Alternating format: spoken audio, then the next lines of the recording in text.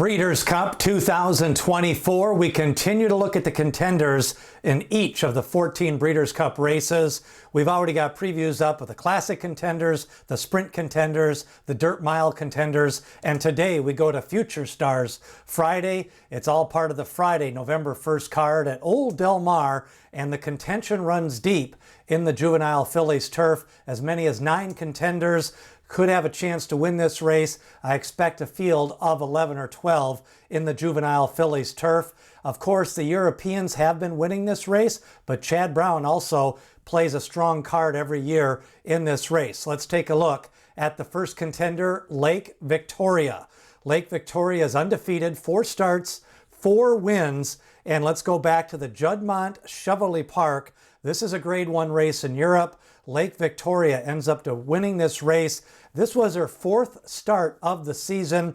Came from a little bit off the pace, took the lead, and then kind of just kicked away clear late in the drive, stayed on, as they say, and Lake Victoria improved her record to 4 for 4. Now, in her 3rd lifetime start, it was Lake Victoria defeating Bedtime Story, who was kind of the divisional leader going into that race. Lake Victoria in the Moiglair stud. Let's watch this replay. She kind of gets out and then powers away to victory. What I like about her seems to be incremental improvements in each of her starts. She's got tactical speed. She can click here, clear late.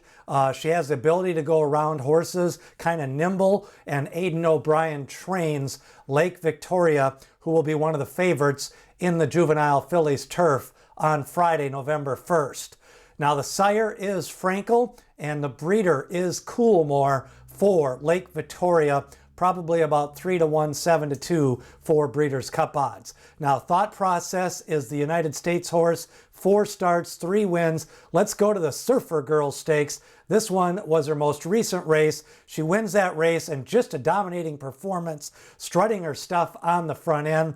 She used a combination of speed and then really held clear through the lane. It looks like she'll be able to get the distance, and the 1 mile distance will be good for her. Thought process, trained by Phil D'Amato. Now let's go back to the race before that. This really put her on the map. The Del Mar Juvenile Fillies. She's already got a trip over the course at Del Mar. That's where the Breeders' Cup is this year. Thought process with the lead halfway down the stretch and powered away. Very unusual to see horses in America dominate turf races, especially in the juvenile division.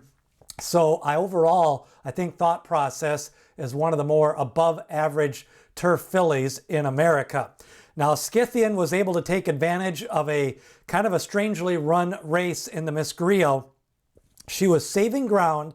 She's the 8 horse on the inside. But now watch as we get to the turn, the leader bolts and takes out about 4 or 5 horses. Scythian goes to the lead and then just holds clear in the lane. But since so many horses got taken out of the race, it's kind of hard to judge how good Scythian was in that performance. But she was saving ground. It looked like she had a lot of horse even before the horse bolted, but the win is a little bit of an asterisk. Now, Scythian, trained by Belmont. The sire is Tiz the Law. You know, Tiz the Law won the Belmont Stakes in the COVID year, so that was before the Kentucky Derby, and it was only 1.25 miles. But Scythian, sired by Tiz the Law, his first crop on the track this year. We'll see what Scythian can do in the Breeders' Cup. Now, Virgin Colada did finish 2nd in the Miss Griot. You see her closing late in that race to Scythian.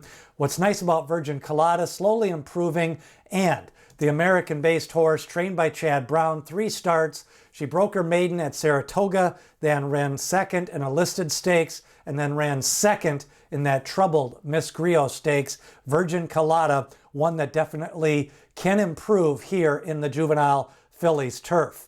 Another contender comes in from Kentucky. We've got May Day Ready. Now, she comes in off the Jessamine Stakes. This was a wild finish. 4 or 5 horses at the finish line. May Day Ready getting the bob for the photo. She won that photo. Now, finishing 3rd in that race was Destino d'Oro. That was the favorite in the race, but so many horses ran well here. It's kind of hard to distinguish them. 2 or 3 of them may go to the Breeders' Cup Juvenile Fillies.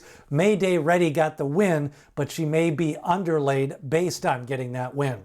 Now, the 3rd place finisher in that Jessamine Stakes was Destino d'Oro. She was favored. She was running late. Trainer is Brad Cox. This is one who probably has a little bit more upside, and the odds may be right in the Breeders' Cup Juvenile Turf Fillies, but Destino d'Oro definitely comes in from the Jessamine Stakes as one to watch. Kilwin has started off her career with back-to-back wins. She started off at the Pea Patch, Ellis Park, won on the lawn, mowed the lawn late.